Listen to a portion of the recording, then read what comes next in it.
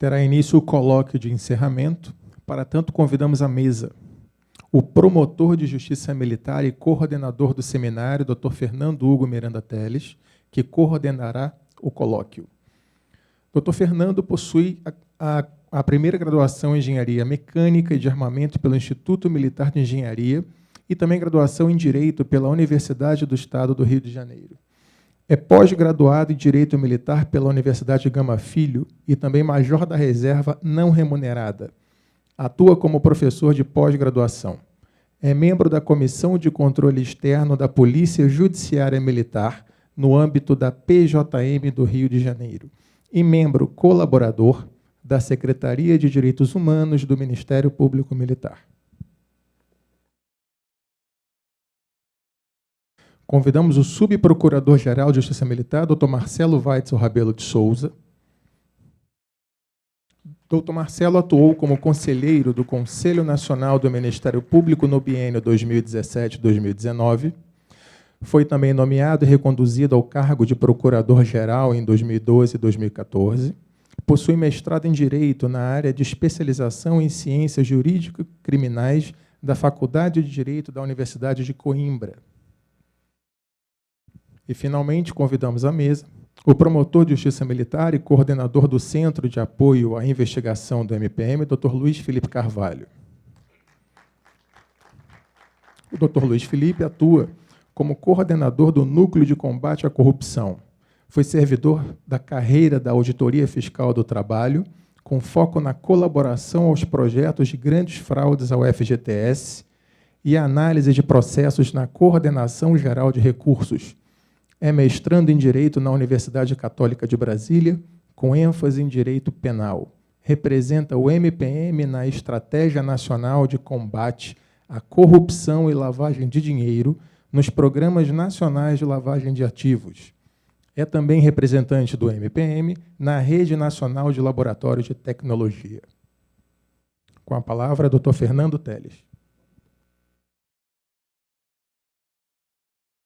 Bom dia a todos. A ideia desse colóquio de encerramento é oferecer aos presentes um diálogo entre Dr. Marcelo Weitzel, que está na instituição há quanto, Marcelo? 27 anos, né? E tem toda uma experiência de ter sido 2 vezes Procurador-Geral de Justiça Militar, conselheiro do Conselho Nacional do Ministério Público, além de inúmeras outras atividades.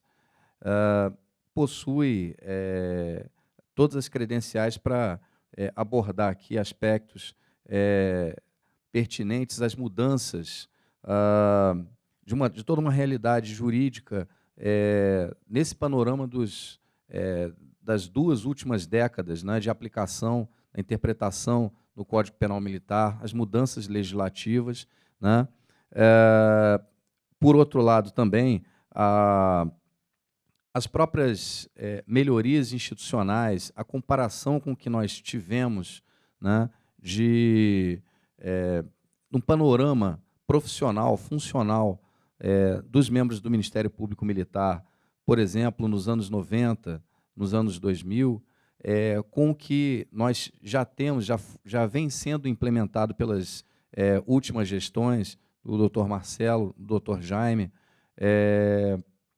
aqui no Ministério Público Militar.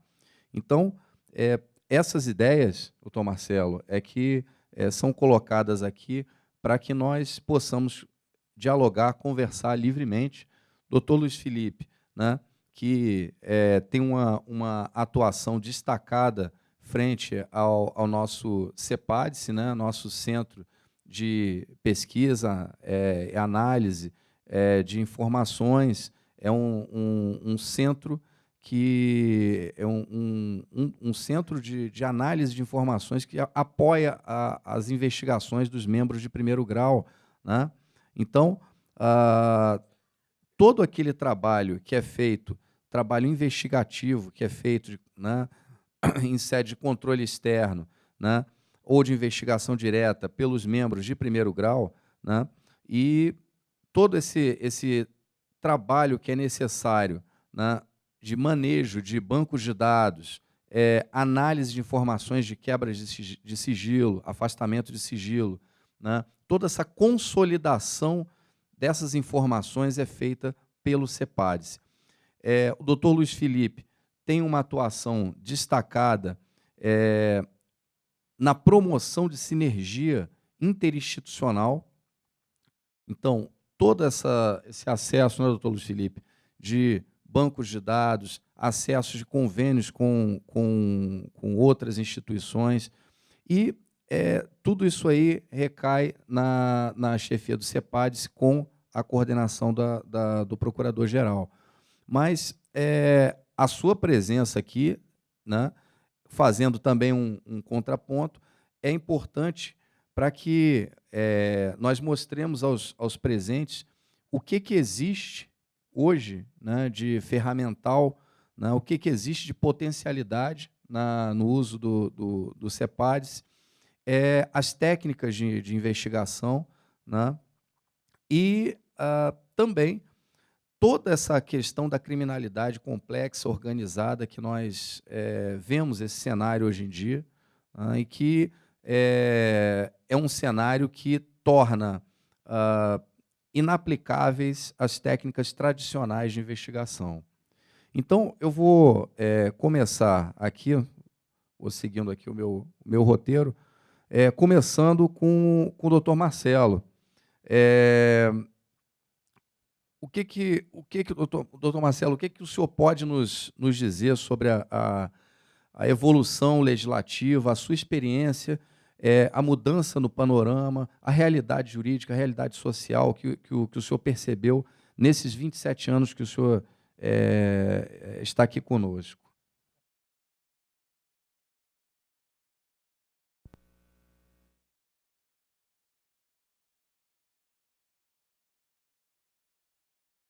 Bom dia.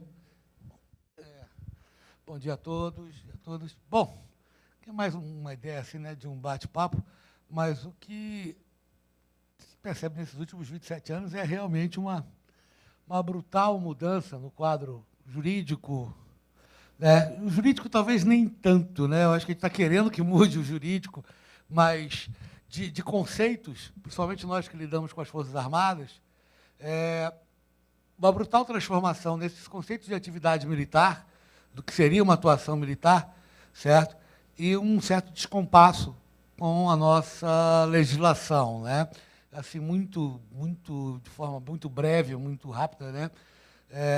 Se a gente for pensar em termos de soberania, divisão de países, etc., isso veio do Tratado de Westfália, em 1670. É algo muito recente. É muito recente quando a gente pensa que tribo, clã, grupamentos étnicos e tal, vem desde quando o ser humano se entende por grupamento social.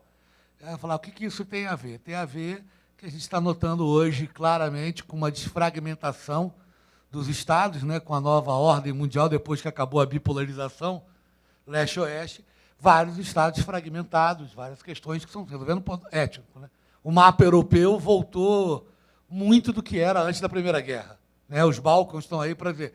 Né? Não é a fronteira, não é o tratado, não é uma composição de Westfália que vai manter. A realidade étnica, tribal, etc., ela acaba prevalecendo. E, com isso, com mais o avanço tecnológico, essa falta de bipolaridade, essa das coisas, esse mercado, isso dá toda uma transformação na atividade militar. Hoje você não tem mais uma atividade militar apenas para guarnecer fronteira, área da soberania, etc., como você tinha antes, tá? E no qual a gente nota um certo desconhecimento, um certo despreparo para tratar disso. Acho que talvez a maior demanda que a gente tenha tido nesse campo de relacionamento seja essa, nesses anos. Né? A gente vê muita confusão, inclusive, porque a atividade militar, cada dia, isso não é uma característica nossa, no mundo, ela vem se aproximando de uma atividade policial, mas ela não é uma atividade policial, ela continua sendo uma atividade militar. Tanto é que ela entra no circuito quando a atividade policial não é mais suficiente para poder agir. E a gente se depara muito, não só com o legislador, mas com vários colegas até de outros ramos, com a falta de conhecimento disso. Para eles é tudo uma atividade policial, tudo é uma coisa só, enquanto que não é. Né? Sem contar que uma outra questão também, que a gente tem debatido muito, é com o fato de desconhecermos, ou pelo menos não querermos ver, muitas vezes, as peculiaridades que cercam a realidade nacional. Me lembro aqui bem uma conversa entre eu, Jaime, e uma subprocuradora da República, foi, acho que já no final do complexo do Alemão, ou já era o início da atuação de GLO no complexo da Maré, em que ela veio aqui conversar numa linha, ela fazia parte do CNJ na época, né? E começou a defender que tudo aquilo era crime comum, que aquela atuação das Forças Armadas era uma mera atividade policial e tal. E eu, particularmente, deixei falar, o Jaime Mora estava começando a ficar um pouco irritado com as indagações dela e o Reis, né? E deixamos, falou. Eu, particularmente, não concordava com ela, mas conhecia um pouco a figura e sabia que ia ficar um debate ali meio estéril. Mas aí, quando ela acabou de falar, eu peguei e falei, pois é, tá, vamos supondo-se, né? Supondo que esteja correto, porque ela falava, seus colegas não aceitam isso. Eu falei, não aceitam mesmo, mas vamos supor, até que seja correto. Você falar do complexo do Alemão é simples, né? Do ponto de vista institucional, né? Não estou falando da operação em si. Tem lá o governo do Estado, você tem a prefeitura, você bota uma delegacia, cria uma delegacia ali embaixo no sopé do morro, é fácil, o prefeito dá o terreno, arruma, o governo do Estado bota a força policial ali, tá, prender uma pessoa, descer, você bota ali um apoio de segurança pública e tal, né? Então é fácil, se você entender, mesmo que você entenda que aquilo é um crime comum, é fácil de você resolver. Prendeu uma pessoa ali no Morro do Alemão, desceu, pronto, está numa delegacia, entregou para o delegado, dali para frente, o Estado continua acompanhando aquilo. Aí eu falei, agora como é que você faz isso na Amazônia? Né? Que você prende uma pessoa lá no pelotão de fronteira, lá no meio do nada, como se diz na gíria, no meio da selva, você vai colocar demarcação para uma capital, para uma cidade maior, um centro maior. Falei, não, porque se é crime comum, se não é crime militar, você tem que entregar para alguém, né? Você tem Polícia Federal para isso? Você tem Polícia Estadual para isso? Porque você falar, quer dizer, isso é um outro problema que a gente tem, tá? É que você acaba tendo uma legislação, e aí não é um pecado só no caso da militar, mas você acaba tendo uma legislação para o país todo que muitas vezes não leva em consideração a realidade, o embate jurídico, né? Eu nunca esqueci de uma viagem que nós fizemos, as Forças Armadas, em Tabatinga, uma tenente me perguntou, ela colocou a seguinte situação, olha, num determinado pelotão de fronteira, próximo ali tem uma vila, um antigo garimpo e tal, e ficou ali uma vila, e papapá. E aí ela pegou e botou a seguinte situação, né? Lá, um belo dia, o pessoal tomando cachaça, um lá e matou o outro. Né? Comum, ali não tem nem que discutir, aquilo não é crime militar. Certo? Ali na vila e tal, poucos civis tomando cachaça. A única autoridade do Estado ali presente é o militar do pelotão. É a única. E para ficar mais emblemático ainda em termos de autoridade, atua fardado. Né? Então, na hora que teve o crime, naturalmente correram no pelotão para avisar e tal, vai lá, o pessoal corre, prende o rapaz em flagrante. Tá? Antes mesmo que o grupo lá, que da vítima quisesse fazer a vingança privada, a gente acha que isso não tem, mas quando houve a greve da PM no Espírito Santo, a gente viu que quando você tira a autoridade do Estado, como a coisa fica. Aí a indagação dela era a seguinte, beleza, prendeu, está no código, né? Qualquer um pode prender o outro em flagrante, não era um crime militar, mas ele era autoridade, foi lá e prendeu. Se não prende, aquilo vira uma zorra, vira uma... O que vocês estão fazendo aí e tal, e pá, né? Prendeu, aí coloca numa voadeira para levar para uma comarca onde você tem um juiz estadual, comum. 4 dias de viagem, ela falou, 4 dias. Aí, e o cara vai algemado, né? Ninguém vai deixar um cara desse solto no barco. Aí ela falou, e esses 4 dias é abuso de autoridade? Porque ele vai passar no mínimo 4 dias algemado no meio da selva, dormindo, porque eles não vão passar 24 horas acordado. Né? Para, desce, sabe? Vai dormir na mata, volta. Então, são questões que eu vejo assim, pouco debatidas. Né? E quando eu falo isso por parte do legislador, por parte, às vezes, do judiciário, há uma certa falta de conhecimento dessa realidade. Porque é uma questão muito interessante. Né? Prendeu qualquer um do povo, pode prender em flagrante, ela não cometeu nenhum ato ilícito. Só que ela falou, eu demoro 4 dias com esse cara algemado num barco até chegar no juiz. E outra coisa, eu não tenho notícia depois dele não, porque eu deixo lá com o juiz, com o delegado e vou embora. Ninguém fica lá acompanhando. Né? Aí tinha um colega que atuou lá como policial, eu lembro que ele te perguntou, como é que vocês fazem aqui e tal? Ele falou, não fazemos. Falou, não existe. Ele trabalhava numa cidade que era 3, 4 dias. A circunscrição dele, falou, a cidade mais próxima é 3 dias aqui de barco. Aí, se tinha um homicídio, falou, não tem essa coisa de cerca a área, evita. Tira uma foto, manda e a gente vê o que faz. Né? Então, são situações da realidade desse país que eu acho que a gente tem, pelo menos, uma preocupação que a gente teve e quando assumimos, é de interar e botar o Ministério Público Militar participando um pouco mais disso, se aproximar, inclusive, do Legislativo para esse tipo de discussão e tentar acompanhar e ilustrar o que pode ser feito ou melhorado em termos de legislação, em termos de acompanhamento. Né? As missões de garantia da lei e da ordem, todas elas contam, já é uma rotina, contarem com o apoio do Ministério Público Militar, acompanharem, né? E isso ajuda depois na comunicação, né? Porque a realidade que eu vivi ali é isso, é aquilo e tal. Acho que é mais nesse sentido a gente tem procurado fazer, e aí depois tem uma outra fase, porque a gente está vivendo também hoje o mundo de transformação, e isso é um outro ponto também. Né? Eu falei da atividade militar e atividade policial, mas também o que é militar e o que é civil. Esse é um outro ponto. Né? Você vai pegar um satélite, ele serve tanto hoje para fins militares como ele serve para fins civis. Eu vi uma vez uma discussão lá na Câmara, que era um projeto, na verdade, do Ministério da Ciência e Tecnologia para atender o pessoal da área agrícola. Certo? Só que ele acabava tendo, e aí tinha um apoio lá na discussão de orçamento e tal, dos militares, porque ele também serviria como vigilância. Né? Então, você está tratando uma tecnologia hoje, o que é civil, o que é militar, o que é esse armamento. E aí nós vamos entrar numa outra área, que talvez fique depois do segundo tempo também, que o Fernando Teles tinha me pedido para falar um pouco do CNP, que é essa mudança também brutal na área de comunicações, nessa área de tecnologia. Né? Hoje é muito fácil. Então, além de você ter essa discussão do que é civil e o que é militar, você vai ter também uma discussão de como lidar com essa transformação toda, inclusive nos meios de comunicação.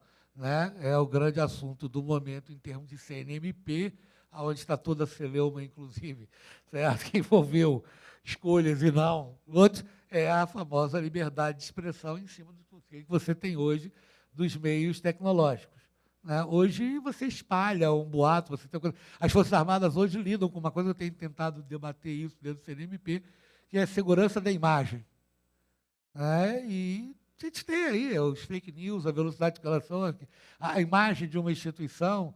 Né? Isso hoje, nessa velocidade, dessas mudanças tecnológicas, nessa velocidade de comunicação, isso é outro fator também que merece um debate, não é uma resposta fácil, mas é um tema que a gente vai ter que se debruçar sobre ele, e isso tem afetado um pouco, inclusive, a comissão de prerrogativa ou não, até onde o membro pode sair declarando que está investigando isso, fazendo tal coisa, e até onde isso compromete ou não, né, interesses e direitos de terceiros envolvidos. Tá? E isso também tem todo, porque hoje uma notícia falsa ela pode causar um problema de ordem financeira, etc. E há uma discussão, tem uma socióloga portuguesa que ela fala muito ela fala que hoje não é mais só a fronteira física, são fronteiras, ela fala bolsões, eu gosto de falar fronteiras de vulnerabilidade. Hoje um país não está circunscrito. Né? Um atentado terrorista, ele causa toda uma transformação social.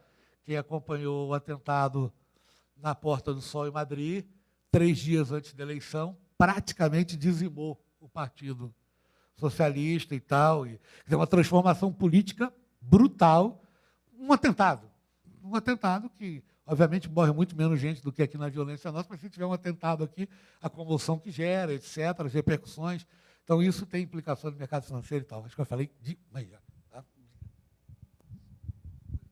Mas, realmente, doutor Marcelo, tem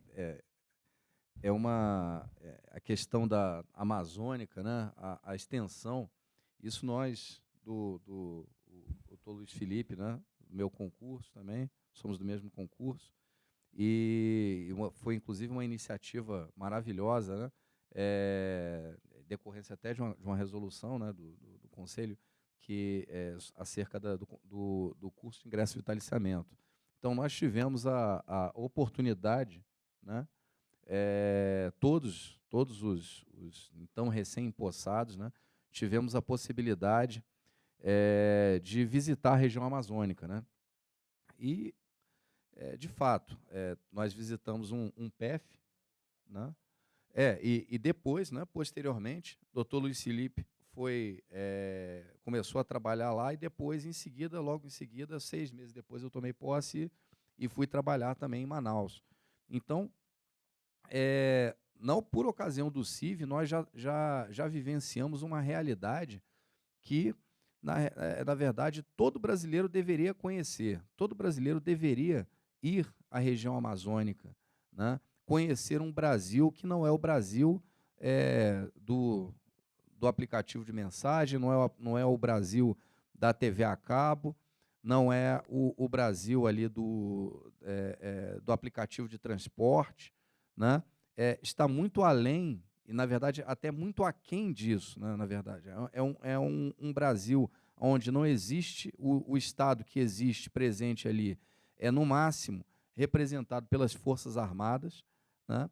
É um Estado, é um local, né, uma região toda desassistida em certos sentidos, né? E a carência de recursos, carência de pessoal é enorme, né? E as dificuldades quer complementar? E as dificuldades inerentes a essas distâncias continentais, né? Então eu estava aqui conversando em off com o doutor Luiz Felipe, né? Ele vai falar, vou contar um caso também, né, de lá, né? Logo que foi instituída a audiência de custódia, né? Um defensor público, né, até bem conhecido de lá, ele defensor público federal, num caso simples de deserção, né? Logo começou a audiência de custódia. O juiz, então o juiz auditor, falou, não, a minha ideia é conceder a liberdade provisória, não, ele fez questão da audiência de custódia, né, e o desertor lá. Num PEF, se eu não me engano, né? E aí, como é que vai trazer e tal coisa, enfim. No final das contas, após 7 dias, ele chegou para a audiência de custódia. 7 dias. Né? Porque teve que se esperar o avião da FAB ir até o PEF, aí trouxe, né? E aí depois descobriu-se que o avião da FAB não ia voltar no mesmo dia, não tinha como ele voltar, e ele tinha que voltar para lá, né? Aí ele foi concedido liberdade provisória na audiência de custódia, e o então desertor, o soldado, virou para mim e falou, doutor, e agora? Como é que eu volto para lá? Eu falei, agora o senhor faz o seguinte, o senhor vai ali no defensor público, o senhor conversa com ele tem a solução para o seu caso, né? Então, assim, a região amazônica, ela envolve soluções não elementares, soluções não ortodoxas, para alguns casos, né? E principalmente bom senso, né? Em muitas situações. E fazendo aqui Quer complementar, Marcelo? Só uma coisa, só que dessa questão ainda nessa fase do que de transformação e do que aconteceu no meu tempo de procurador-geral para o atual, desde a abertura política, desde o governo Itamar, todos os governos se utilizaram de Forças Armadas para garantir a lei e da ordem. Todos. Tá? Alguns mais, outros menos. Me lembro que o governo Itamar utilizou na greve da Polícia Federal o exército para cercar o prédio aqui e tal. Mas onde eu quero chegar? Eu falo dessa total transformação e de como a gente já pegou isso. Eu passei 4 anos como procurador-geral. A minha situação de GLO, ela foi uma situação mais, não vou dizer tranquila, mas mais estática, né? Foi o final do Complexo do Alemão, Complexo da Maré, e uma outra situação de ocupação de 2 comunidades, elas como tem no Rio, numa época de período eleitoral. Tá? Eu falo, logo depois, o Jaime já pegou GLO para presídio, para greve, de rebelião, quer dizer, situações completamente novas, tá? E que, de repente, quando você está começando a se familiarizar com o tema, ter o pessoal preparado para aquilo, discutindo e tal, você vem com situações totalmente novas. Para não dizer aí de combate à febre aftosa, uma série de coisas, mas é só para comparar do período o quê? Foi logo depois. Né? De uma hora para outra muda completamente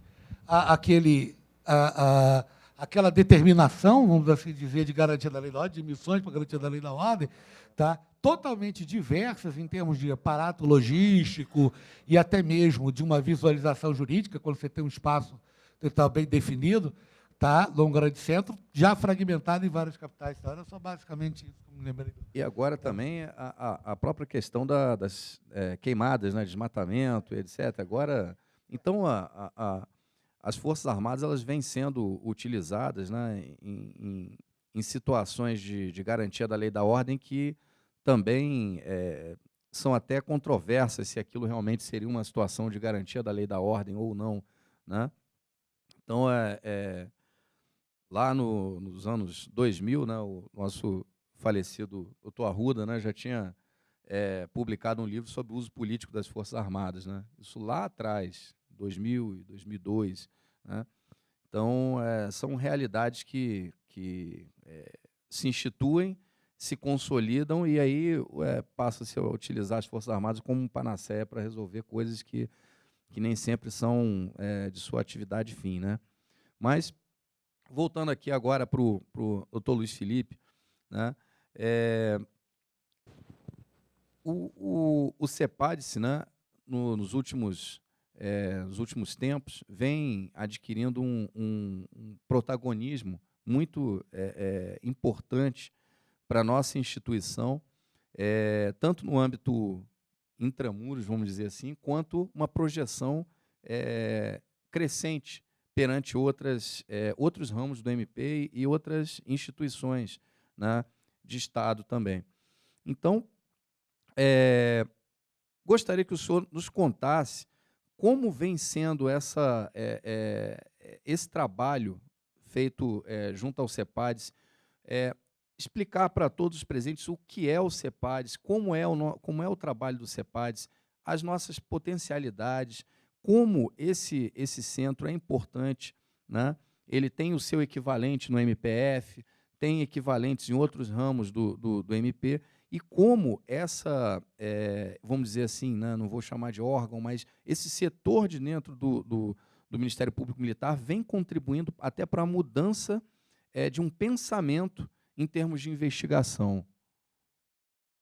Em primeiro lugar, eu queria só fazer também referência e menção ao que o doutor Marcelo falou, porque trabalhando lá na região amazônica, tivemos a oportunidade de visitar Barcelos, né, Guajará-Mirim, Tefé, Pelotão de Fronteira e Auareté. Realmente essas problemáticas elas existem. O uso das forças vai também mudando o paradigma de atuação do Ministério Público e da própria Polícia Judiciária também na investigação de crimes. Né? Quanto mais se utiliza a força, mais se muda e se altera o paradigma também na investigação de crimes sob a ótica da Polícia Judiciária Militar e do Ministério Público Militar. Nessa toada de alteração, de utilização da ideia de investigação e etc., foi criado um centro de apoio à investigação aqui dentro do Ministério Público Militar, que funciona, então, para apoiar os promotores de justiça e procuradores de justiça e subprocuradores gerais de justiça também, nos feitos que tramitam e etc., e que necessitam de uma investigação mais aprofundada e mais aprumada. Investigação essa que muitas vezes se utiliza de recursos de business intelligence, big data, e se utiliza também do cruzamento de dados, cruzamento massivo de grandes gamas de dados. É interessante notar que, coordenando o Centro de Apoio à Investigação e lidando com esse viés mais tecnológico, a gente nota realmente que estamos fazendo um evento para comemorar e contemplar a existência de um código muito significativo, 2 códigos muito significativos, Código Penal Militar e de Processo Penal Militar, mas a legislação ela não vai acompanhando essa mudança. O uso da força não foi acompanhando de maneira progressiva essa mudança na ordem mundial, e a legislação também não acompanha, em termos de investigação, a alteração na utilização de meios cuja tecnologia é o principal vetor e o principal propulsor. Eu trouxe aqui alguns casos rápidos para a gente debater, mas que são muito curiosos. Vou dar um exemplo. Quem aqui teria dificuldade, vamos pensar agora com a cabeça de magistrado, tá? Quem aqui teria dificuldade em validar uma prova judicial com o uso de um agente em campo? Um agente que seguiu determinado veículo, tirou placas daquele veículo, tirou fotos da placa daquele veículo, tirou fotos do condutor daquele veículo conversando com outras pessoas, passando envelopes, papéis, o que quer que seja para outras pessoas, e aquele agente de campo imprimiu tudo aquilo, fez um relatório. O relatório foi descaracterizado não mais como um relatório de inteligência e foi acostado aos autos. Como magistrado, qual a dificuldade em validar esse meio de prova para comprovar um tipo de atividade, um relacionamento, etc.? Imagino que nenhuma. E se, ao invés de usar um agente em campo, eu pegasse um dispositivo eletrônico e colocasse embaixo do carro daquele veículo, embaixo da placa daquele veículo, e um dispositivo eletrônico que pudesse tirar as fotos, que pudesse mapear locais, mas que, ao adentrar aquele carro em um local protegido pelo domicílio, aquele dispositivo se desconectasse, ou se desligasse, etc. Mas, em vias públicas, aquele dispositivo estaria tirando foto, registrando o local por onde aquele carro passou, com GPS acoplado e etc. E aí eu chegasse com aquele dispositivo eletrônico e apresentasse para o juiz: olha por onde esse sujeito andou. Imagino que já teríamos dificuldade com o uso desse dispositivo eletrônico, principalmente em tribunais superiores. Percebam que a atividade foi a mesma.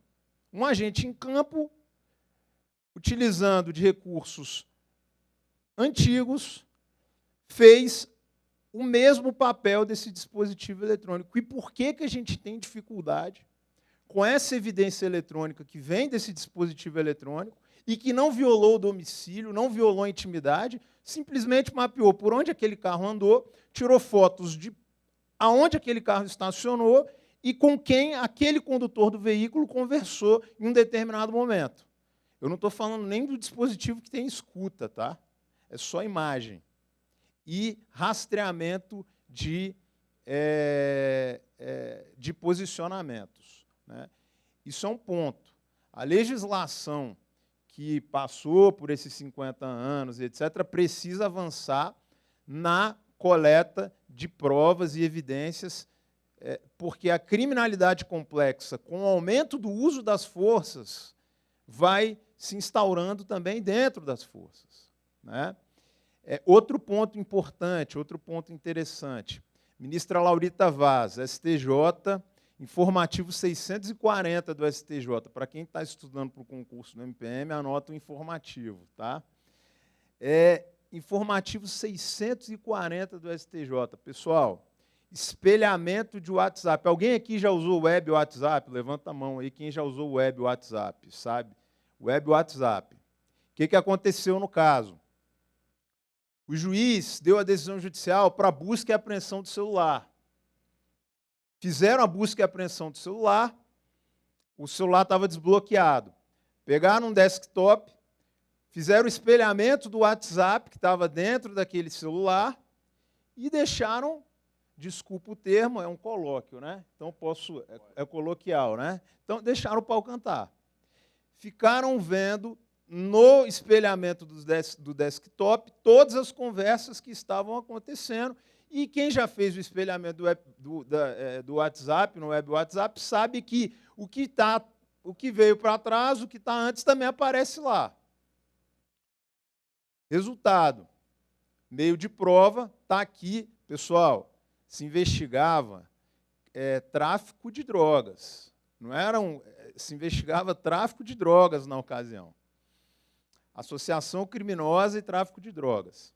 Resultado, a ministra Laurita Tavares considerou que aquele não seria um meio válido de prova. Por quê? Primeiro, o espelhamento do WhatsApp, ele tinha ele era um meio híbrido de prova.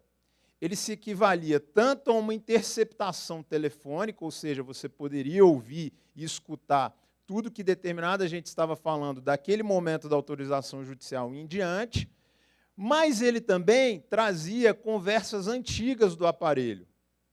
E essas conversas antigas do aparelho, o agente que estaria manuseando o web WhatsApp poderia apagar, poderia manipular e etc. Então, para o réu comprovar que aquelas conversas que foram apresentadas não foram conversas alteradas, ele teria que apresentar uma prova tida como prova diabólica, uma contraprova diabólica. Então, aquele meio de prova, espelhamento do web WhatsApp, como um meio de prova híbrido, não valeria como meio de prova apto. A decisão dela não é de todo desastrosa, sim, tem alguns aspectos até interessantes, mas, ao que me parece, o Poder Judiciário ele não está preparado para as novas evidências e coletas de provas, né? E aí eu vou dar um outro exemplo, e eu já passo a palavra. Vou dar um outro exemplo. Quem aqui, pensando de novo com a cabeça de magistrado, pessoal, quem aqui teria dificuldade em validar como meio de prova? Juiz, determina a busca e apreensão na casa de fulano, na casa do réu fulano. As autoridades policiais foram lá, fizeram a busca e apreensão e encontraram dentro da casa uma agenda. Ora, abriram a agenda, viram os contatos da agenda e etc. Utilizaram tudo aquilo lá para deflagrar novas operações e etc. E o juiz, ok, tranquilo. Esse caso é real que eu estou falando. A mesma situação aconteceu na busca e apreensão quando apreenderam um celular. Não tinha senha o celular, tá? Não tinha senha. As autoridades entraram no celular, abriram a agenda que estava dentro do celular, bloco de notas e etc. O magistrado falou, não é um meio apto de provas porque viola o direito à intimidade do réu. Qual é a diferença de eu adentrar uma casa, pegar uma agenda, olhar todos os contatos, pegar um bloco de notas, ver tudo que está anotado ipsis literis, de pegar um celular que não tem senha e que também foi objeto de um mandado de busca e apreensão, ver todo o bloco de notas, os contatos e etc. Eu não enxergo diferença alguma, vocês me desculpem, né? Então, o que me parece é que, nesses 50 anos, a legislação foi avançando em alguns aspectos, talvez tenha ficado estática no uso das Forças Armadas em detrimento do uso das forças policiais, quando essas efetivamente exaurem as suas forças, e no meio de coleta de provas e evidências eletrônicas, eu acho que a gente está efetivamente parado. A gente vive a era do desenho dos Jetsons, quem aqui assistiu os Jetsons, e a nossa legislação, muitas vezes o pensamento do Poder Judiciário, está vivendo ainda na era das provas no desenho dos Flintstones. A gente tem que, de algum modo, em algum momento, fazer esses personagens se encontrarem. E aí, eu queria trazer também à luz o caso Bendini, que o Supremo Tribunal Federal julgou, que tem implicações muito importantes no aspecto não só da Lava Jato, mas de quem faz o uso da colaboração, da delação premiada. Se um determinado delator ou colaborador, e isso já não tem mais tanto a ver com evidência eletrônica, mas tem a ver com prova, coleta de prova e evidência, ele cita algum réu durante a sua colaboração, esse réu teria direito a falar por último. Isso não está legislado e etc., ok? É um pouco diferente da exposição do que o Dedé falou a respeito da dogmática penal, porque aqui a gente está falando de processo, mas me parece que a essência das decisões que negam o uso de evidências eletrônicas crassas e que fazem esse duplo twist carpado para proteger o réu são justificativas e essências similares do uso do garantismo penal no curso do processo. Enquanto o processo ele só tem uma justificativa, a busca da verdade. Só. É uma criação nossa, processo do trabalho, processo civil, processo penal. Processo é processo. Ele foi feito para buscar a verdade.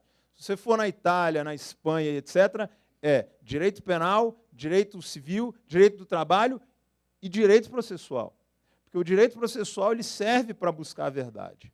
E aí, o Poder Judiciário ele vai criando artifícios para trazer para dentro do processo penal vetores de direito fundamental que se aplicam ao direito penal para justamente tutelar o réu, justamente tutelar o investigado.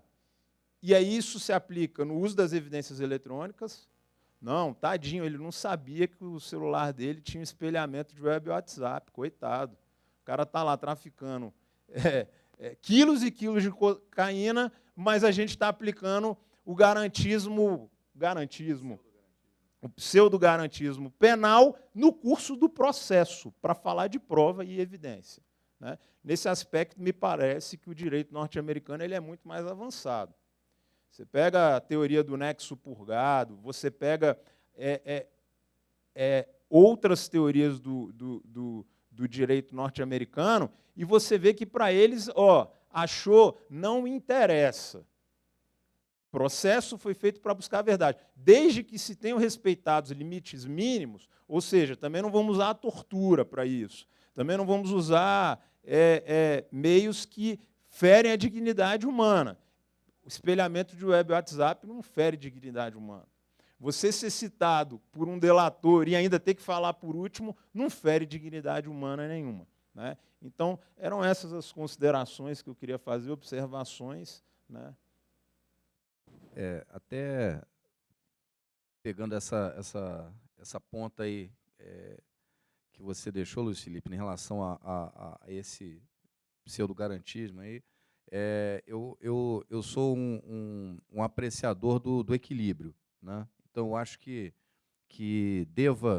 a gente deva ter uma interpretação nesse sentido, que ela olhe para os dois lados, ela olhe para o dito garantismo negativo, né? a vedação, o excesso, né? São os deveres do Estado de se abster de praticar excessos em relação ao investigado, ao acusado, até ao sentenciado, por que não? E também olhar para o outro lado, da vedação à proteção deficiente da sociedade, né? Que é um lado que poucos veem, poucos enxergam. Né? Daí até a expressão que o colega do MPF, né, o Procurador Regional da República, Douglas Fischer, cunhou, né, o garantismo hiperbólico monocular. Né? Ou seja, ele é exacerbado para o lado da vedação ao excesso, né? O garantismo dito negativo, os deveres de abstenção, né? E é monocular porque só enxerga essa face, né? Vamos dizer assim, do próprio princípio da proporcionalidade. Então, algumas situações que nós vemos isso que você falou, Luiz Felipe, em relação ao uso dos meios eletrônicos, né? Outras situações que nós até já tivemos oportunidade de tratar durante o exercício funcional, né?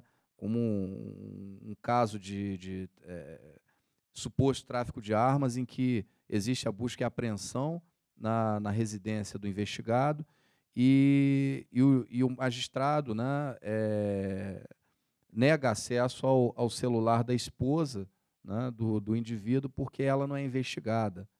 Ora, se ela está num contexto residencial, né, em que existe uma apreensão de armas dentro da residência do indivíduo, né, ela, no mínimo, ela tem anuência com aquilo, né? Ela não pergunta qual é a procedência daquelas armas, né? Eu fico imaginando, né? A gente fazer uma comparação. Provavelmente, se o doutor Luiz Felipe for comprar uma arma de fogo, vai chegar para a Thalita, né? Vai falar assim: olha, Thalita, eu vou comprar uma arma de fogo. Ela provavelmente ela vai falar milhões ali, né, no seu ouvido. Proibir imediatamente. Imediatamente, né? Tem as filhas, né, em casa e tal coisa, e como é que a gente vai fazer e vai guardar isso onde, é um perigo e etc, enfim. Né? Imagine dezenas de armas, né? Será que essa pessoa não questionou?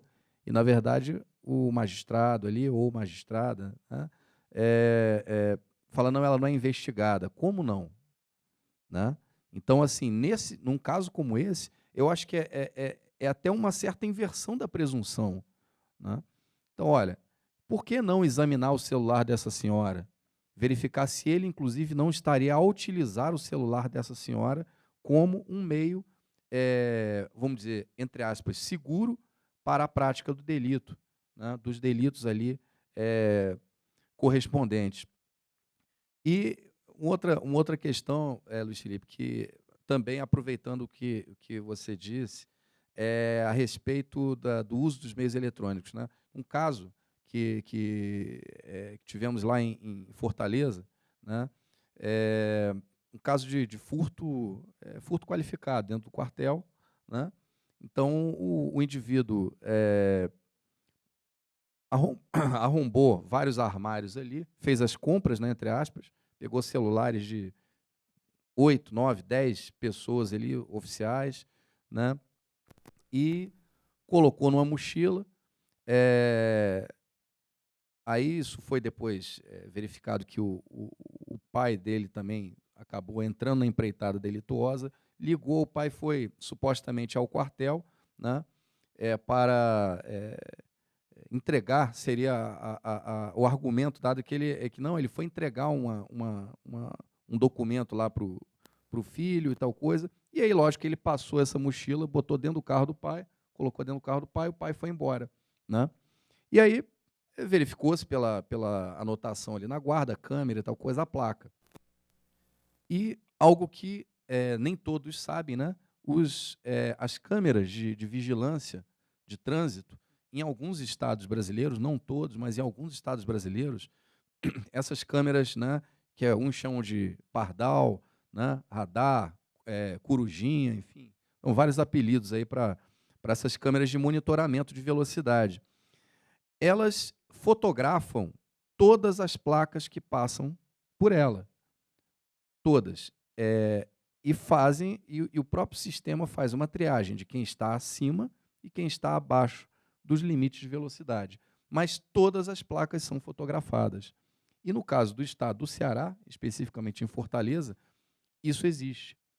Então, verificou-se, isso foi requisitado, e aí não se precisou de qualquer autorização judicial, porque é uma via pública, né? O Ministério Público tem o poder de requisição nesse caso, não envolve tutela de intimidade. Né? Então, requisitou-se todo o caminho que o veículo fez. Né? E, em paralelo, fez-se a quebra do sigilo telefônico daquelas linhas. Alguns daqueles celulares estavam ligados. Então, pediu-se a ERB na estação rádio base de as antenas. Né? E, qual a surpresa? O caminho das câmeras de velocidade, o caminho do veículo foi praticamente o mesmo das antenas, né, do sinal dos celulares. Então, configurando ali a materialidade do delito. Então, o uso da criatividade, do uso da eletrônica. E detalhe, não vou aqui dizer que fui eu o responsável por essa inteligência, não. Foi encarregado do inquérito policial militar. Foi um major, né, do Exército que teve essa ideia, né? Tivemos um caso também do roubo dos fuzis na base aérea de Fortaleza, em que o encarregado, o major da aeronáutica, né, também teve um desempenho espetacular, manejou DNA, inclusive, para comprovar ali a balaclava que o rapaz usou e deixou dentro do veículo, né, depois conseguiu-se o DNA por outro meio, né, como se fosse um encontro fortuito, né, e além de todo o cabedal de provas que tinha, ainda tinha essa prova do DNA. Então, assim, o uso desses meios modernos, né, de investigação são essenciais hoje para nós combatermos a criminalidade mais complexa, né? Eu, daqui a pouco, Felipe, a gente volta a essa questão das novas técnicas de investigação, mas eu vou agora voltar para o doutor Marcelo aqui, em relação à sua experiência na comissão lá de preservação da autonomia, né? Uma coisa interessante acerca... também tem a ver com o contexto da criminalidade organizada, a questão dos colegas no MP, dos MPs, diversos MPs no Brasil, né, que sofrem ameaças, né? Então, são colocados em situações de risco. Isso, né, às vezes a sociedade esquece que é uma função que envolve, algumas vezes, e até muitas vezes, envolve um risco pessoal, né? E como é que foi sua experiência, doutor Marcelo, nessa questão, casos concretos, como é que isso foi trabalhado lá na comissão? A comissão de prerrogativa, ela tem ali, vamos dizer, algumas subdivisões. Cada uma delas é da área de segurança institucional. E ela, obviamente, ela não tem interferência sobre o ramo, do que o ramo está fazendo em relação à proteção de alguma ameaça, mas ela acompanha. E nós percebemos que estava um acompanhamento muito ainda arcaico. O que acontece? Se o colega se vê ameaçado de alguma forma, escrito, verbal, etc., o ramo informa, a gente abriu um procedimento e acompanhava. E nós começamos a perceber, uma das coisas que ele debateu até com o Demerval, quando a gente assumiu, é que existe uma série de dados, o CNMP é uma compilação de dados, né? Quem aqui é juiz também está enfrentando isso no CNJ, tá? Estou vendo ali a colega amiga Sueli, né, e tal, mas promotor também, o tempo todo preenchendo dados. E o que tinha de efetivo desses dados, né? O Brasil gosta muito disso, uma série de estatísticas e tal, mas não fazia nada. Então, ele falou, precisa botar uma coisa aqui mais efetiva e, pelo menos nessa área, a gente tem trabalhamos num sistema de informática da Arbial, que hoje o membro ameaçado ele já entra direto no sistema, então, em tempo real, ele coloca essa ameaça a um campo mínimo de informações. Se ele quiser anexar fotos, etc., ele o faz.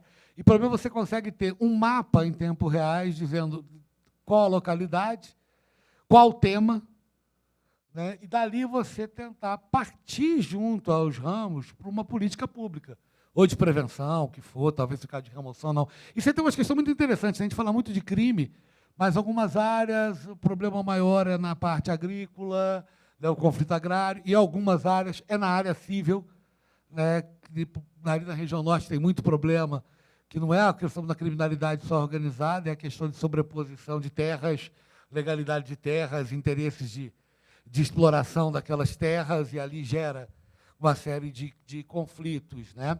Isso, na área, é claro que, num certo ponto, ainda limitado, cada ramo faz a sua graduação, né, atua nessa área, e a gente tem percebido, você falou, Hoje, Ministério Público tem ocorrido uma magistratura muito mais, são problemas aí de depressão, de estresse, etc. e tal. A gente tem procurado, pelo menos do possível, trabalhar um pouco isso, né? Isso causa problemas de ordem financeira, etc., uma série de questões de produtividade e tal. E do membro, a gente recentemente teve um caso, né, até foi em Alagoas, de um promotor que se suicidou. Né, já havia no estágio de depressão, suicidou, o drama que isso gera. Né, tem procurado identificar onde tem esses problemas e orientar. Né? Uma outra linha que a gente tem trabalhado um pouco também, aí face dessa mudança tecnológica, é de uma cultura de segurança pessoal, dados, etc. Né? Ninguém aqui vai ficar, obviamente, paranoico, não dá para você ficar longe disso mais, né? do celular, do computador, mas que alguns cuidados básicos, principalmente quem lida com informações sensíveis, como é o caso do Ministério Público Promotor, né, devem tê-lo. E aí a gente bate numa outra questão, né, do que é fonte aberta, o que não é. Lá diz, quando dá umas discussões, né, que WhatsApp você não pode, só comandar, Twitter pode. Né, e são discussões, né, que está tendo, o Luiz Felipe estava falando, nós estamos tratando de um avanço tecnológico, mas um código, você pega o processo. Gente, ele é do tempo. Todo mundo fala muito da ditadura de 64, mas o Código de Processo é do tempo da ditadura do Estado Novo. Né? E se tiver a curiosidade, quem teve a curiosidade de dar uma olhada nas estatísticas da época, né? O inquérito policial da época, o Brasil tinha em torno de 50 milhões de habitantes, segundo dados do IBGE, sendo que 70% deles na área rural. Então, era muito fácil você ter um inquérito todo ele formal, tranquilo, dos grandes centros, e pá, certo? Preocupação. Vai perguntar, mas por que não muda? Não muda. Há uma dificuldade enorme. Nós tivemos várias mudanças do Código de Processo Civil, mas a gente não consegue mudar o Código de Processo Penal, a não ser uma coisinha aqui e outra ali. Tá? Por quê? Porque aí você tem toda uma briga corporativa por trás disso. Você tem toda uma disputa. Né? Polícia Civil, Polícia Militar, Ministério Público, Ministério Público Federal, Ministério Público Estadual e tal. Que as corporações, então, cada uma, acho que essa investigação e etc., pode dar ou não maior poder, certo? Então, isso atrapalha, trava completamente uma discussão. Né? Então, nós estamos com uma legislação processual de 1940, com outra modificação aqui, geralmente em leis extravagantes, não no Código. Lei de organização criminosa, lavagem, tudo isso são leis extravagantes. Não é ali, de vez em quando, reflexivamente, vai no Código de Processo. Né? Mas e isso gera também uma insegurança na justiça. Mas não muda, né? Ora, não pode prender em segunda instância transito julgado, hora não transita, ela mantém a prisão, hora não, e papapá, porque você não consegue ter uma mudança de legislação e tal. Né? Então, isso atrapalha, isso obviamente reflete também um pouco, porque o que a gente tem procurado, pelo menos nas comissões, é tentar facilitar um pouco a vida, né, dos colegas, dar uma segurança maior para aquilo que estão atuando. No caso da ameaça, não sair só, saber onde ele foi ameaçado, tá, e daí? Né? Ter esses dados, passar esses dados para o ramo, e o ramo ali age. Não, eu vou remover essa pessoa do local, não vou levar mais gente para ali, eu não vou, qual é? Né? Muitas vezes, isso é um problema que a gente enfrenta também, é da cultura de segurança. Né? O colega se coloca em situação de risco. Isso é um trabalho que a gente está fazendo muito bom, até com o Demerval. A gente vê isso muito em presídio. Há pouco tempo atrás, a gente teve uma situação no interior de São Paulo, com as defensoras públicas foram orientadas, numa rebelião, foram orientadas pela PM a não entrar no presídio, entraram. Isso muda completamente o foco da negociação. Né? Passa a ter ali. Então, a gente também tem situações, tem a situação de um colega que, numa cidade do interior, depois dele ter conseguido uma condenação com uma pena altíssima em cima de uma pessoa, ele começou a se jactar do orgulho disso, e divulgou no Twitter, certo? O grande sucesso dele e tal, e papapá, e papapá. Depois ele reclamou para a colega que cuidava de segurança institucional, porque ele saiu dali, era umas 6 e pouco, 7, e disse no Twitter para onde ele ia. Vou comemorar no bar tal, no restaurante tal. E aí ele percebeu pessoas da família do réu, sabe, cercando o local, e ele teve que se afastar. Dentro de uma cultura de preservação, você não faz isso. Né? Ele está se colocando em risco e deixando a administração numa situação difícil, que ela começou a ter que mandar gente para lá, cerca e tal. Então, isso é uma preocupação que tem muito nos meios de comunicação também. Vê o que você está escrevendo. Né? A pessoa coloca lá endereço do filho, tal, papapá, tem festa, se orgulha, eu mandei prender fulano, eu fiz isso. E, às vezes, também, quem está do outro lado, no caso ali especificamente, depois se apurou, a família do réu revoltada com aquilo, provavelmente estava torcendo pela liberdade do réu, e se sentiu humilhada pelo promotor quando ele fez as comemorações. Né? Então, esse tipo de situação. A gente enfrentou uma também no presídio, que a orientação era: não entrem no pavilhão tal e tal. Aí tem o cara lá, desculpa, né? Você acha o fodão com PH, desculpa a expressão, eu vou, eu faço, eu aconteço. Né? E uns meses depois, teve que chamar a polícia, todo mundo cercar, porque o cara foi pego como refém. Né? Então, são situações que ele coloca, inclusive a administração numa...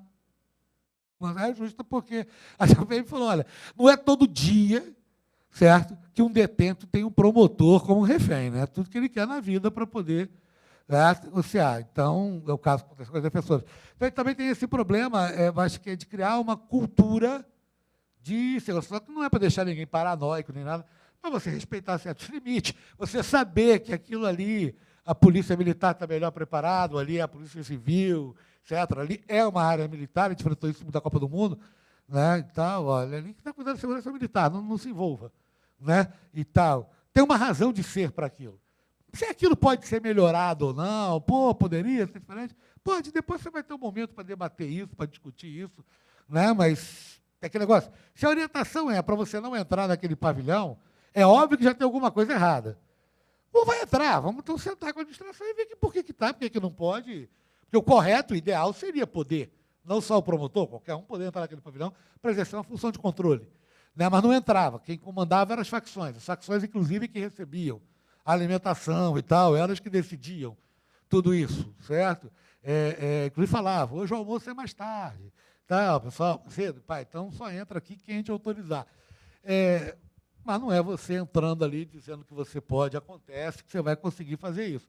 Tentar ver, porque às vezes alguns problemas vão demorar um tempinho para resolver. Obrigado. É importante também, doutor Marcelo, eu lembro também um pouco do meu passado de longínquo de engenheiro. Né? A gente tem, sempre que se faz ali uma coleta de dados, né? É importante também a gente saber como tratar esses dados, né? E como usar depois esses dados no aspecto preventivo, no aspecto proativo, né? Usar os indicadores adequados. O CNMP tem trabalhado bastante nisso, né? Na questão da análise dos números que envolvem ali. Né?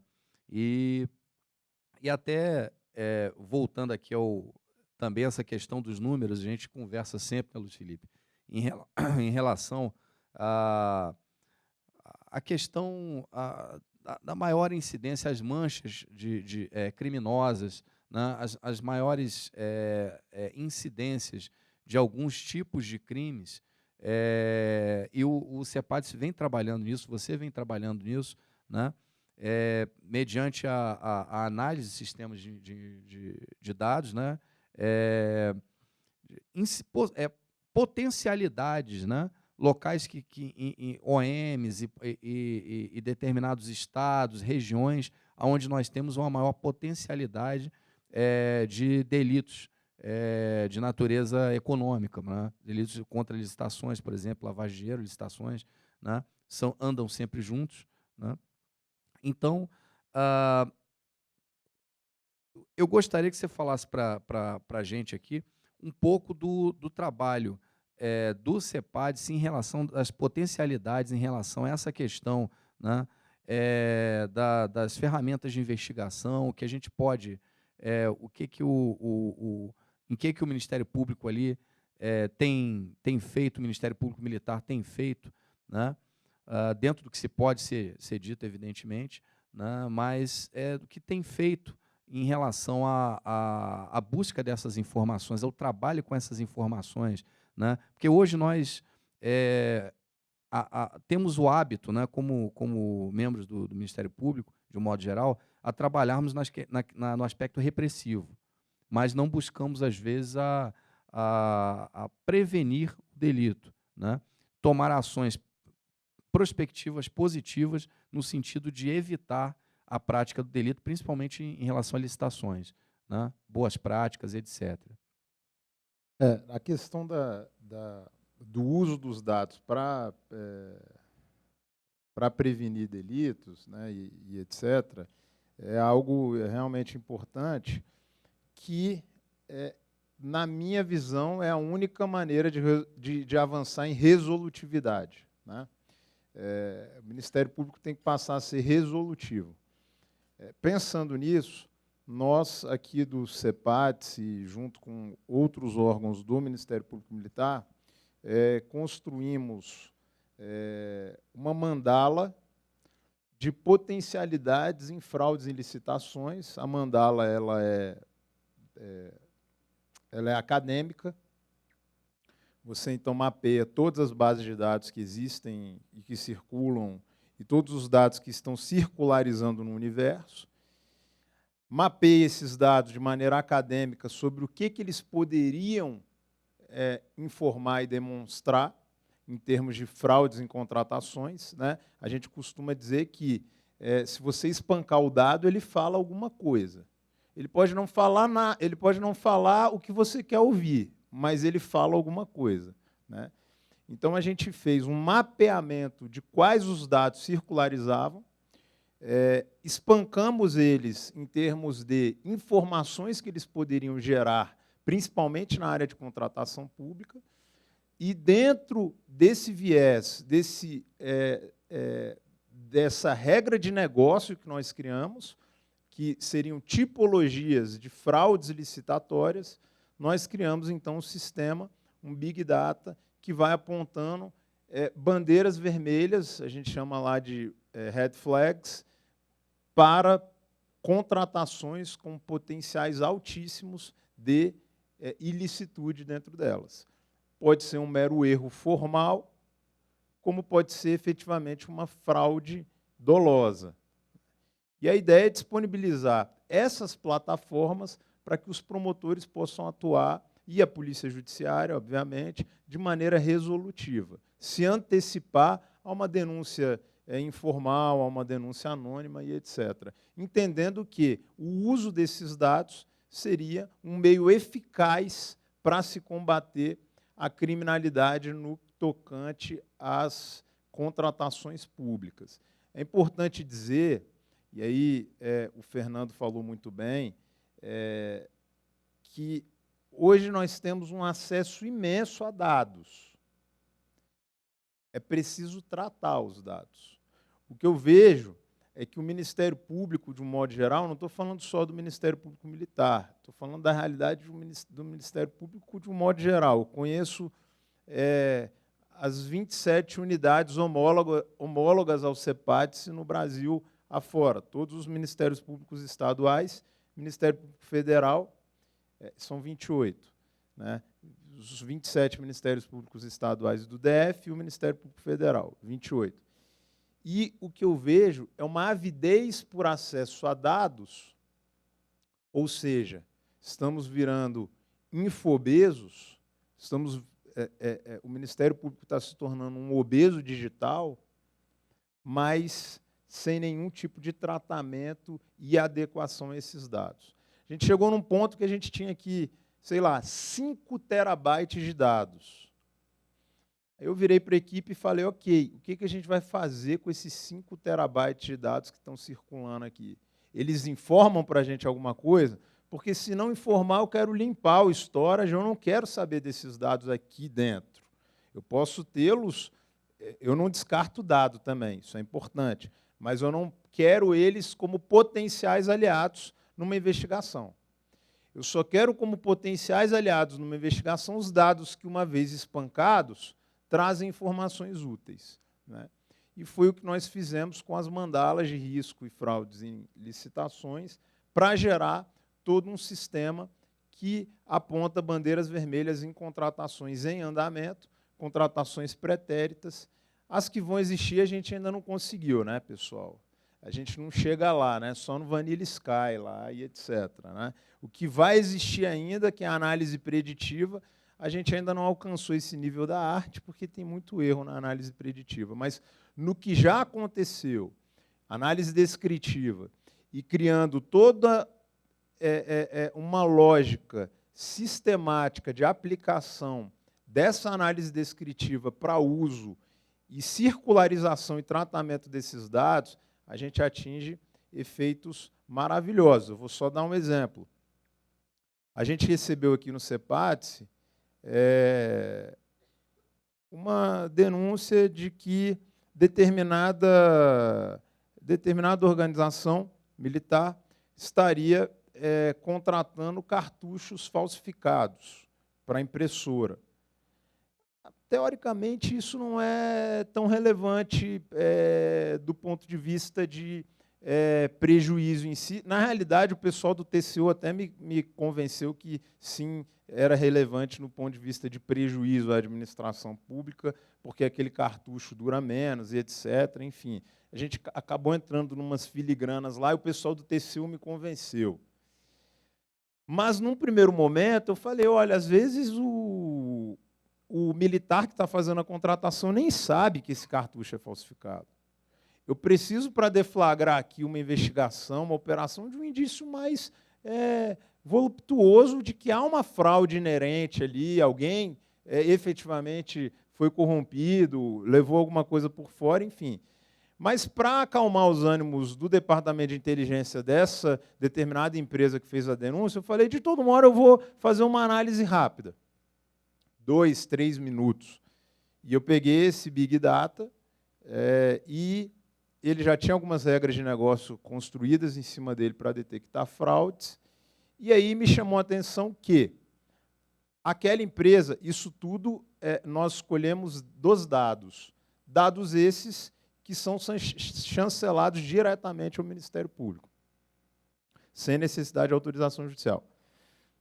Detectamos que aquela empresa tinha um código CNAE, Código Nacional de Atividade Econômica, detectado na base de dados da Receita Federal, que não batia com os objetos de contratação dos inúmeros pregões que ela participava.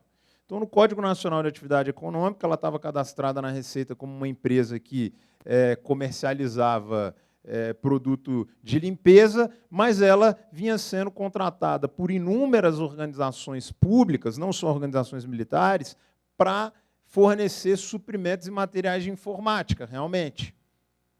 Isso chamou atenção. Era uma empresa que, dentro do mapeamento das bases de dados que a gente tinha um funcionário cadastrado na RAIS, que mostra os vínculos trabalhistas, mas era uma empresa que movimentava 60 milhões ano em contratações públicas.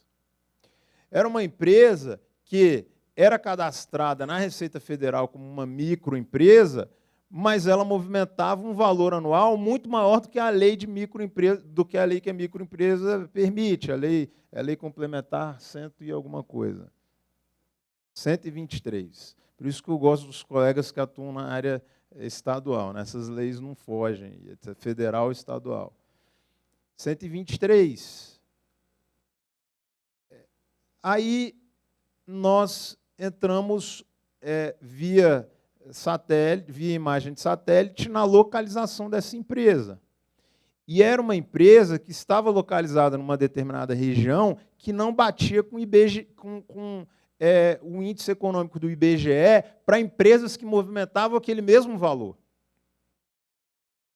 E era uma empresa cujo sócio proprietário tinha uma idade muito pequena, nada contra jovens empreendedores. Acho que eles são brilhantes, mas um jovem empreendedor que começou a empreender aos 20, aos 23, já movimentava 80, 90, 100 milhões de contratações com o poder público, eu quero virar sócio dele. Eu vou abandonar o Ministério Público e virar sócio dele. E era uma empresa que a residência do sócio proprietário também não batia com o índice econômico do IBGE com o de um sócio proprietário que movimentava um numerário daquele tamanho. Mapeamos Renavan e Renache para saber que tipo de veículo ele andava. Aí a gente descobriu que ele andava, sei lá, num Opala azul metálico. Nada contra o Opalão, né? Mas o cara que está movimentando 60, 80 milhões ano, sendo jovem, no mínimo ele vai comprar um Camaro amarelo, né, doutor Jaime? E aí começamos a colher indícios cujo problema daquela empresa efetivamente não eram as fraudes de cartuchos falsificados. Esse era um dos problemas. Mas o problema era muito maior do que aquele. E mapeamos outras bases de dados, descobrimos que a sócia administradora daquela empresa era cadastrada no Bolsa Família, possivelmente uma pessoa que era utilizada como laranja naquelas movimentações, e mapeamos as bases de dados das procurações e descobrimos que outras pessoas tinham procurações para responder e gerir aquela empresa. Foi quando chegamos no topo da cadeia do que era toda aquela organização de contratações fraudulentas. Mas percebam, isso tudo porque nós soubemos espancar os dados que nos foram custodiados e gerar informações úteis. Eu poderia ter esses mesmos 5 teras de dados aqui e me bater uma denúncia de fraudes em cartuchos piratas e nem saber que eu teria aquela quantidade de informações para subsidiar uma investigação que me apontaria muito mais do que uma pirataria em cartucho de informática. Me apontaria toda uma organização criminosa gerindo uma empresa que, teoricamente, era uma microempresa para gerar prejuízos de milhões e milhões para o erário. Essa era tecnológica, pessoal, ela veio para ficar. Não adianta. E o que nós vamos fazer para além disso, aí é responsabilidade se queremos ter instituições focadas na resolutividade, Ministério Público, Conselho Nacional do Ministério Público, Polícia Judiciária, ou se queremos ficar ainda analisando papel, se queremos ficar ainda em busca de vestígios dos crimes violentos, exame de corpo de delito, está tudo isso no Código.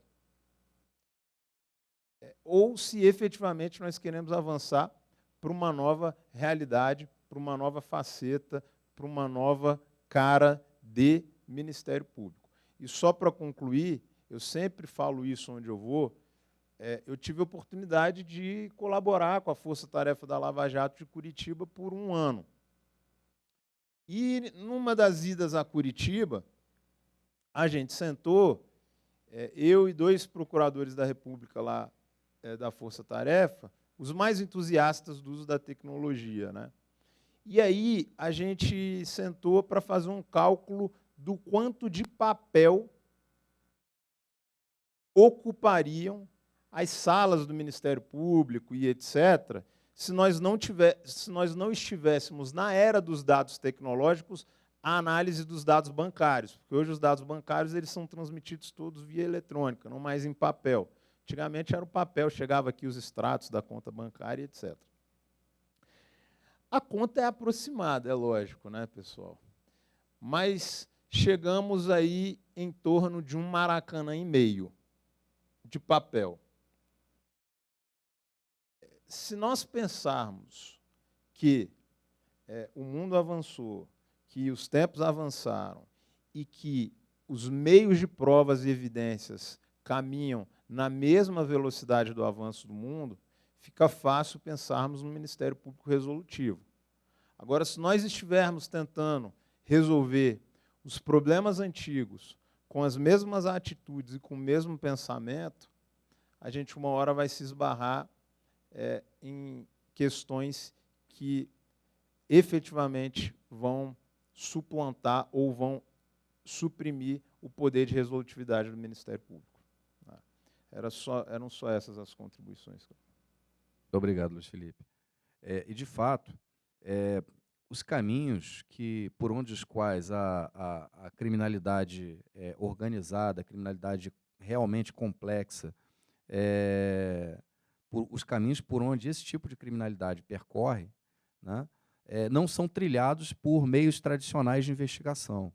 Então, há que se ter o manejo de tanto meios de prova, seja uma colaboração premiada, seja uma infiltração, seja uma ação controlada, né, outros métodos de investigação, seja a proatividade que é concedida por esse tipo de análise, né, todos esses meios de investigação, eles são essenciais. E a compreensão da aplicação desses meios, né, a compreensão, primeiro, de cada instituto, da extensão, da aplicabilidade e do grau de resolutividade que cada um desses meios gera lá adiante, é algo que deve ser parte da mente, da consciência dos julgadores das nossas instâncias superiores, né? Precisamos, né, que é natural, né, que para uma Corte Suprema seja escolhido um constitucionalista, seja escolhido um futuro magistrado da Corte Superior, Corte Suprema, que tenha uma afinidade muito grande com o direito constitucional, tendo em vista que é da própria natureza do Supremo Tribunal Federal trabalhar com questões inerentes ao controle de constitucionalidade. E, aliás, deveria ser a única, né, a única competência, ou a principal competência. Mas hoje se vê do alfinete ao porta-avião, né, sendo tratado lá, inclusive matéria de fato. Mas, no entanto, é importante que também se tenha um penalista, né, um conhecedor do direito penal, do direito processual, né, e, em particular, no Ministério Público Militar, sentimos falta de um conhecedor do direito militar, do direito penal militar, do direito processual penal militar, né? Alguém que, pelo menos de forma, vamos dizer assim, acessória ou também de forma concomitante, conheça o direito penal militar. Então, esses 50 anos do Código Penal Militar, né, doutor Marcelo, a despeito de toda a necessidade de alteração legislativa que nós temos, que isso foi ressaltado também pelo doutor Jaime, foi ressaltado por outros palestrantes, né, há necessidade também da sensibilidade dos nossos tribunais superiores em relação ao direito penal militar, né? Há um direito penal militar moderno, há um direito penal processual penal militar moderno, né? E, principalmente, que seja permitido, que nos seja permitido implementar essas novas técnicas de investigação também no seio da Justiça Militar da União. Tá? Tocou num ponto, eu falei um pouco de legislação, a legislação ela tem mudado de forma muito contínua, mas você tocou num ponto que talvez tem a ver com aquela questão do conhecimento, que é a interpretação, o conhecimento por parte dos tribunais. Porque você não precisa ter uma lei para dizer o que é atividade militar, para você entender o que é uma atividade militar. Né? A lei de emprego das Forças Armadas, ela está em vigor já há muito tempo. E está lá na Constituição, para GL, ó, garantia da lei da ordem. Você pega a Constituição, está lá, funções institucionais das Forças Armadas. Né? Garantia da lei da ordem. Quer dizer, então tem que discutir, aquilo não é... Às vezes eu vejo discussão, é subsidiário. Como é que pode ser subsidiário? Né? Está no artigo da Constituição, é só você fazer a interpretação disso. Né? Que isso é uma atividade fim das Forças Armadas, tá? Escolhida pelo legislador constituinte. Né? Então, acho que muita coisa pode ser realmente interpretada. Essa questão da área tecnológica, que o Luiz até comentou, né? Porque você tem esse problema da interceptação, porque é um meio de comunicação. Né? Então, o telefone é um meio de comunicação, a comunicação são invioláveis, só que celular também não é só meio de comunicação, né? É um instrumento de trabalho. Né? Hoje você tem bancos, né? Sistema financeiro virtual, você não precisa abrir uma conta lá, está tudo isso no a tua agenda, etc., está tudo, planilha. Né? Então, é um negócio, eu acho que os tribunais têm que estar um pouco mais sensíveis a isso, né? Porque você vai fazer uma busca e apreensão, sabe-se lá que dados você vai achar, né? Mas são todos os dados da pessoa que está ali. Era isso. Bom, vou agradecer, vou concluir aqui o nosso bate-papo, nosso colóquio, agradecendo ao doutor Marcelo por gentilmente ter disponibilizado um pouco do seu tempo e transmitir um pouco da sua experiência, dos seus conhecimentos aqui para todos. Doutor Luiz Felipe também, agradeço a Vossa Excelência por ter disponibilizado também parcela de seu tempo, de suas atribuições junto ao CEPADES, que não são poucas, e bem sabemos aqui, principalmente no primeiro grau, o quanto extenso e árduo é o seu trabalho, né? E solitário, muitas vezes, né? Então, já de antemão, agradecer aqui a presença dos dois integrantes aqui do nosso colóquio e encerrar para o prosseguimento aqui e as nossas despedidas. Obrigado. Em agradecimento a todos os participantes do colóquio, os convidamos à frente do palco para receber das mãos do Procurador-Geral, Dr. Jaime de Cássio Miranda, as panóplias do Ministério Público Militar.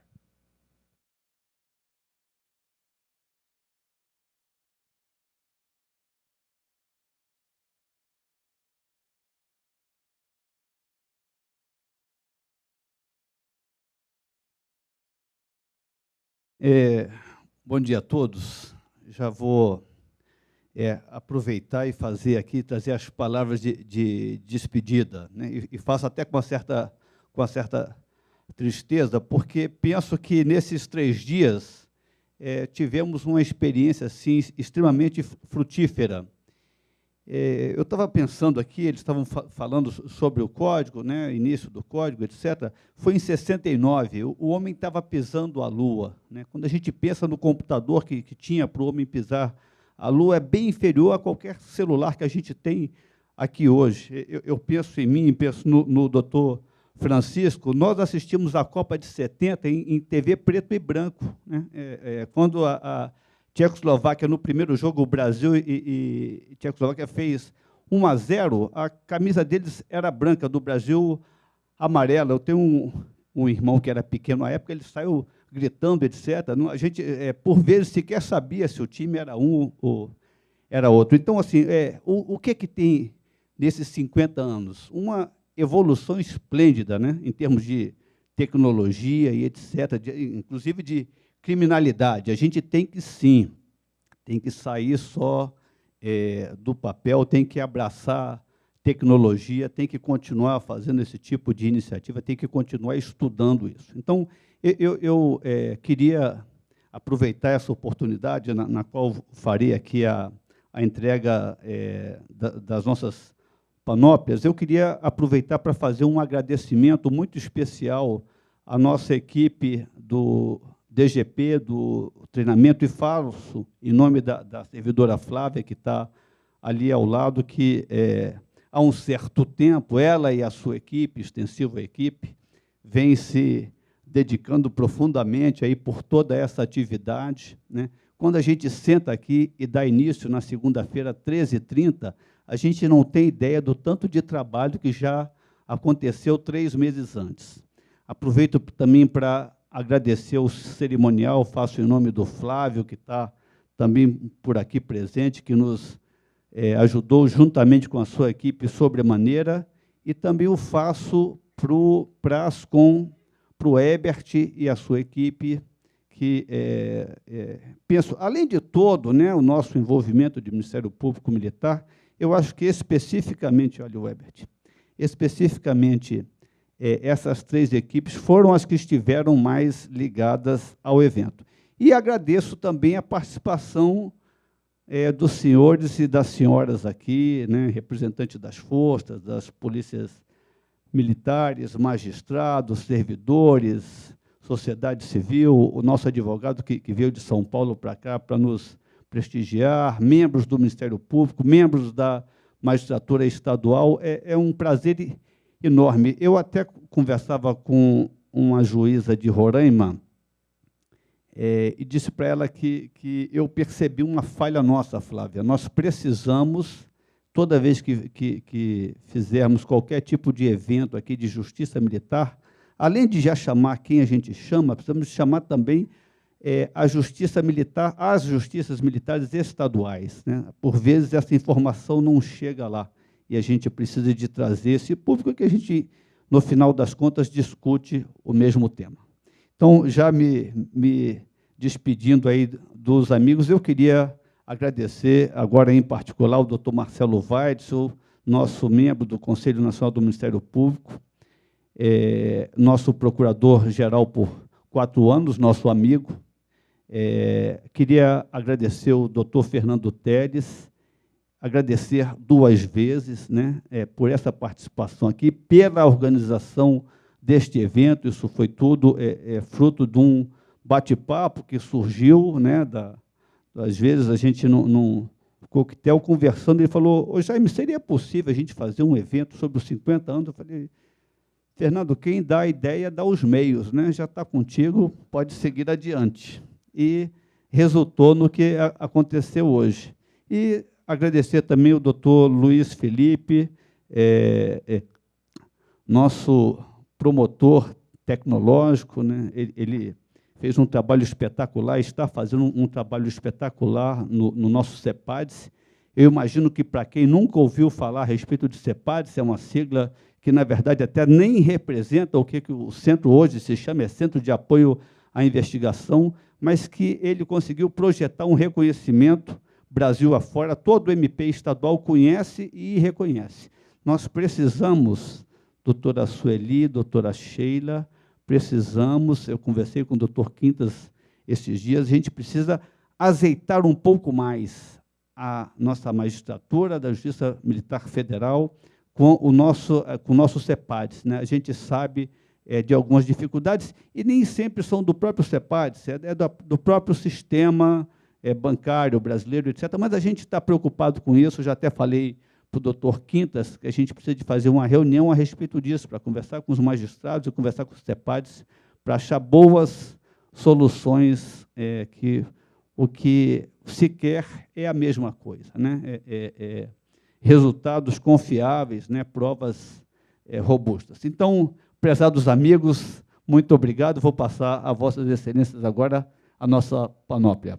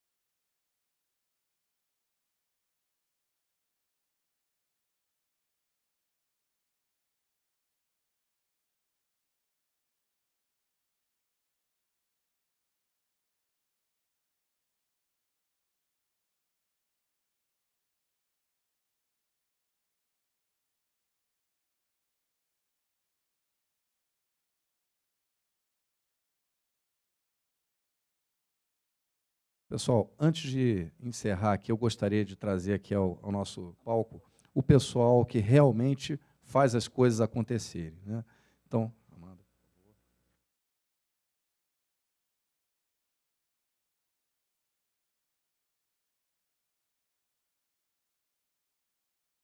É importante que saibamos que nada disso, né, nenhum evento acontece sem o concurso de várias pessoas, que começam no Procurador-Geral, evidentemente, e passa por toda a equipe que nos apoia, nos dá suporte. Eu gostaria aqui, pessoalmente, de agradecer a todos vocês pela imensa ajuda, né, que nos foi dada desde o início, né, principalmente ali pela Flávia, pela Amanda, né, e terminando até aqui no nosso amigo Flávio, que vem conduzindo a cerimônia. Muito obrigado a vocês, mais uma vez.